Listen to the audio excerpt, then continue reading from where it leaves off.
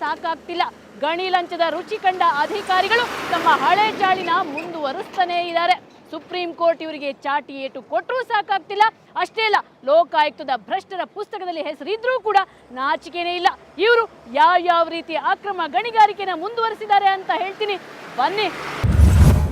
ಇಲ್ಲಿ ಅಕ್ರಮದ್ದೇ ದರ್ಬಾರು, ಗಣಿ ಲೂಟಿ ಭಾರೀ ಜೋರು. ಎಸ್, ಸುಪ್ರೀಂ ಕೋರ್ಟ್ನ ಆದೇಶದಂತೆ ಈ ಹರಾಜಿನ ಬಳಿಕ ಅಕ್ರಮಕ್ಕೆ ಅವಕಾಶವೇ ಇರಲ್ಲ ಅಂತ ನಾವು ಅಂದ್ಕೊಂಡಿದ್ವಿ. ಆದರೆ ಇಲ್ಲಿ ಭ್ರಷ್ಟರು ರಂಗೋಲಿ ಕೆಳಗೆ ತೂರಿ ಅಕ್ರಮ ನಡೆಸುತ್ತಿದ್ದಾರೆ. ಫಾರೆಸ್ಟ್ ಆಫೀಸರ್ಸ್ ಕೂಡ ಇದರಲ್ಲಿ ಶಾಮೀಲಾಗಿದ್ದಾರೆ. ಯಾಕಂದರೆ ಮೈಸನ್ ಜಿಯಾಲಜರಿಗೂ ಶಾಮೀಲಾಗಿದ್ದಾರೆ. ಯಾಕಂದರೆ ಅವ್ರಿಗೆ ಗೊತ್ತು ಈ ಊರಲ್ಲಿ ಈ ಏರಿಯಾದಲ್ಲಿ 63 ಇದೆ, 40 ಇಲ್ಲ ಅನ್ನೋದು ಅವ್ರಿಗೂ ಗೊತ್ತು. ಯಾಕಂದರೆ ಲಾಟ್ ಅಳತಿ ಮಾಡೋಕೆ ಆಕ್ಷನ್ ಹಾಕಕ್ಕೆ ಬರೋರು ಯಾರು? ಮೈಸನ್ ಜಿಯಾಲಜಿ ಅವರು. ಆಮೇಲೆ ನಮ್ಮ ಮಾಲ್ ಕರೆಕ್ಟಾಗಿ ನಮ್ಮ ಏರಿಯಾದಲ್ಲಿ ತೆಗಿತಾ ಇದ್ದಾರಲ್ಲ ಅಂತ ಫಾರೆಸ್ಟ್ನವ್ರು ವಾಚ್ ಮಾಡಬೇಕು.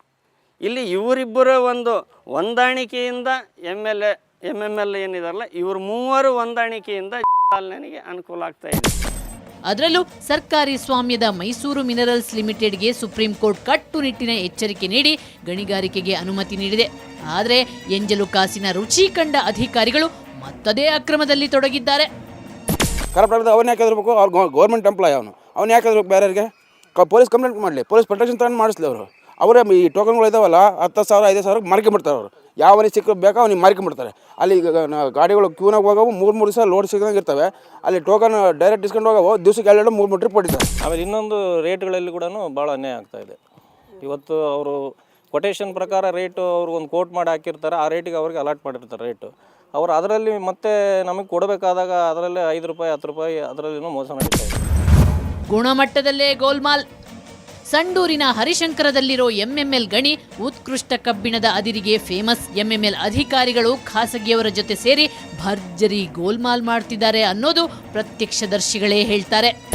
ಅಕ್ರಮ ಗಣಿಗಾರಿಕೆ ಅನ್ನೋ ತಡ ಫಸ್ಟ್ ಇದನ್ನು ಕಲಿಸಿದ್ದೇ MML ಖದೀಮ್ರೇನದಾರಲ್ಲ, ಅಲ್ಲಿ ಹರಿಶಂಕರ ಏನಿದೆ ಅಲ್ಲ, ಉತ್ಕೃಷ್ಟ ಅದಿರು ಇದೆ. ಅಲ್ಲಿ 43 ಗ್ರೇಡ್ ಸಿಗೋಕ್ಕೆ ಸಾಧ್ಯನೇ ಇಲ್ಲ, 63 ಮೇಲೇ ಇದೆ. ಯಾಕಂದರೆ ಈ ಖಾಸಗಿ ಮೈನ್ಸ್ನವ್ರು ಯಾರು ಕೊಡೋಕೆ ಒಪ್ಪೋದಿಲ್ಲ. ಯಾಕಂದರೆ ತನ್ನ ಮೈನ್ಸ್ನಗಳದ್ದು ಮಾಲ್ 63 ಗ್ರೇಡ್ ಇರೋದನ್ನ 40 ಗ್ರೇಡಿಗೆ ಕೊಡೋಕೆ ಒಪ್ಪೋದಿಲ್ಲ. ಹಂಗಾಗಿ ಇಲ್ಲಿ 40 ಗ್ರೇಡನ್ನು ಏನು ಮಾಡ್ತಾಯಿದ್ದಾರೆ, 63 ಗ್ರೇಡ್ ಇರತಕ್ಕಂಥ ದೊಡ್ಡ ಲಾಟ್ಗಳನ್ನು ಹಾಕಿ ಅದ್ರ ಮೇಲೆ 40 ಗ್ರೇಡ್ ಇರತಕ್ಕಂಥ ಐರನ್ ಓರ್ನ ಹಾಕಿ ಈ ಖದೀಮರು ಸರ್ಕಾರಕ್ಕೆ ಸರ್ಕಾರದ ಅಧಿಕಾರಿಗಳಿಗೆ MML ಅಧಿಕಾರಿಗಳಿಗೆ ಲಂಚ ಕೊಟ್ಟು ತಮ್ಮ ಒಂದು ಕಾರ್ಖಾನೆಗೆ ಇಲ್ಲಿನ ಅದರನ್ನು ಅತಿ ಕಡಿಮೆ ಬೆಲೆಗೆ 400 ರೂಪಾಯಿ 500 ರೂಪಾಯಿ ತೋರಿಸ್ತಾರೆ. ಯಾಕಂದರೆ ಈ ಆಕ್ಷನ್ನಲ್ಲಿ ಅಕ್ರಮ ಆಗಲ್ಲ, ಆದರೆ ಇಲ್ಲಿ ಅದರಲ್ಲೇ ಅಕ್ರಮ ಆಗ್ತಾ ಇದೆ. ಇನ್ನೊಂದು ಇಲ್ಲಿ ಗಮನಿಸಬೇಕಾದ ಅಂಶ ಅಂದರೆ, ಖಾಸಗಿ ಗಣಿಗಳಿಗಿಂತ ಸರ್ಕಾರಿ ಸ್ವಾಮ್ಯದ ಗಣಿಗಳಲ್ಲೇ ಅದಿರು ಸಾಗಾಣಿಕೆ ಹೆಚ್ಚಿನ ಪ್ರಮಾಣದಲ್ಲಿ ಇದೆ. ಯಾಕೆ ಹೀಗೆ ಅನ್ನೋ ಅನುಮಾನವು ಅನೇಕರನ್ನ ಕಾಡುತ್ತಿದೆ. MDC ಮತ್ತು MML ಅವೆರಡೇ ಮೂವ್ಮೆಂಟ್ ಜಾಸ್ತಿ ಆಗ್ತಾಯಿದೆ, ಲೋಡಿಂಗ್ ಜಾಸ್ತಿ ಆಗಿದೆ. ಬೇರೆ ಪ್ರೈವೇಟ್ ಮೈನ್ಸ್ಗಳೆಲ್ಲ ಯಾಕೆ ಅವರು ಟೆಂಡರ್ ಕೊಡ್ತಾ ಇಲ್ಲ, ಟೆಂಡರ್ ಆಗ್ತಾ ಇಲ್ಲ? ಯಾಕಂದರೆ ಅಲ್ಲಿ ಅಕ್ರಮ ನಡೀತೈತೆ ಅಲ್ಲಿ. ಯಾಕಂದರೆ ಅವರಿಗೆ ಒಳಗೆ ಅವ್ರ ಅಧಿಕಾರಿಗಳೆಲ್ಲ ಭ್ರಷ್ಟರು ಅಂದ್ಕೊಂಬಿಟ್ರಿ, ಪೂರ 3 ಬಿಟ್ಟರು ಅಂದ್ಕೊಂಬಿಟ್ರಿ. 3 ಬಿಟ್ಟು ಅಧಿಕಾರಿ ಅವರೆಲ್ಲ ಒಳಗೊಳಗೆ ದುಡ್ಡು ತಿಂತಾರೆ. ಈ low grade material high grade ಅಂತ ಹೇಳಿದ್ರೆ high grade material low grade ಮಾಡ್ತಾರೆ. ಆಮೇಲೆ ಕೆಲವರು ಈಗ 10 ಟನ್ ಹಾಕೋ ಗಾಡಿಗೆ 15 ಟನ್ ಹಾಕಿ ಕಳಿಸೋದು ಐತೆ. ಯಾಕಂದರೆ ಅಲ್ಲಿ ಕಾಟ ಇರಲ್ಲ. 12 ರೂಪಾಯಿನ ಕೆಲವು ರೈಲ್ವೆ ರೇಟ್ಗಳಿಗೆ 12 ರೂಪಾಯಿನ ಕಾಟ ಇಲ್ಲ. ಇವರು 15 ಟನ್ ಹಾಕಿದ್ರು ಅವ್ರ ಪರ್ಮಿಟ್ನಾಗ 10 ಟನ್ ಅಂತೇಳಿ ಮಾಡಿ ಕಳಿಸ್ತಾರೆ. ಅದನ್ನು ನಡೆದಿರೋದು ಐತೆ. ನಿಯಮ ಪ್ರಕಾರ ಪ್ರತಿ ಗಣಿಯೊಳಗೆ ಅದಿರು ರಾಶಿಯಲ್ಲಿ ಅದಿರಿನ ಗುಣಮಟ್ಟ, ಅದರ ಬೆಲೆ, ಬಿಡ್ ನಂಬರ್ ಎಲ್ಲ ಹಾಕಬೇಕು. ಆದರೆ ನಾವು MML ಗಣಿಯೊಳಗೆಲ್ಲ ಓಡಾಡಿದ್ವಿ, ಯಾವ ರಾಶಿಯಲ್ಲೂ ಬೋರ್ಡ್ ಇಲ್ಲ. ಗಣಿಯೊಳಗೆ ಕನ್ನ. ಗಂಭೀರವಾದ ವಿಚಾರ ಅಂದರೆ MML ಗಣಿ ಸುರಕ್ಷತೆಯ ನಿಯಮಗಳನ್ನು ಗಾಳಿಗೆ ತೂರಿದೆ. ಉತ್ತಮ ಗುಣಮಟ್ಟದ ಅದಿರು ಸಿಗೋ ಜಾಗದಲ್ಲಿ ಹೆಚ್ಚಿನ ಗಣಿಗಾರಿಕೆ ನಡೆಸುತ್ತಿದೆ. ಇದು ಆರಂಭ ಅಷ್ಟೇ. ಇದೇ ರೀತಿ ಮುಂದುವರಿಯುತ್ತಾ ಹೋದರೆ ಈ ಹಿಂದೆ ನಡೆದ ಅನಾಹುತ ಮರುಕಳಿಸೋದ್ರಲ್ಲಿ ಅನುಮಾನವೇ ಇಲ್ಲ. ಭ್ರಷ್ಟರ ಕೃತ್ಯಕ್ಕೆ ಗಣಿ ಸಚಿವರು ಈಗಲೇ ಬ್ರೇಕ್ ಹಾಕಿದ್ರೆ ಓಕೆ, ಇಲ್ಲದಿದ್ರೆ ಅಪಾಯ ಕಟ್ಟಿಟ್ಟ ಬುತ್ತಿ. ಮುಖ್ಯಮಂತ್ರಿಗಳೇ, ಇದು ಉಡಾಫೆ ಮಾಡುವ ವಿಚಾರವಲ್ಲ, ಸಮಸ್ಯೆ ಅತ್ಯಂತ ಗಂಭೀರವಾಗಿದೆ.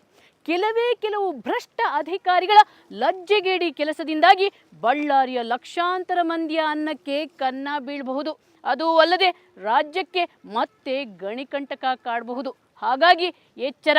ಈ ಭ್ರಷ್ಟ ಅಧಿಕಾರಿಗಳನ್ನ ತಕ್ಷಣ ಹೊಡೆದೊಡಿಸಿ ಪ್ರಾಮಾಣಿಕರನ್ನ ಈ ಜಿಲ್ಲೆಯಲ್ಲಿ ನೇಮಿಸಿ ಅದೂ ಅಲ್ಲದೆ ಸುಪ್ರೀಂ ಕೋರ್ಟ್ನ ಆದೇಶವನ್ನು ಕಟ್ಟುನಿಟ್ಟಾಗಿ ಪಾಲಿಸಿ ಈ ಪರಿಸರವನ್ನು ಉಳಿಸಲು ನಿಮ್ಮ ಅಧಿಕಾರಿಗಳಿಗೆ ಆದೇಶ ನೀಡಿ. ಇದು ಈ ಹೊತ್ತಿನ ಕವರ್ ಸ್ಟೋರಿ. ಮುಂದೊಂದು ಸ್ಫೋಟಕ ಸುದ್ದಿಯೊಂದಿಗೆ ಮತ್ತೆ ಮುಂದಿನ ವಾರ ಬರ್ತೀನಿ.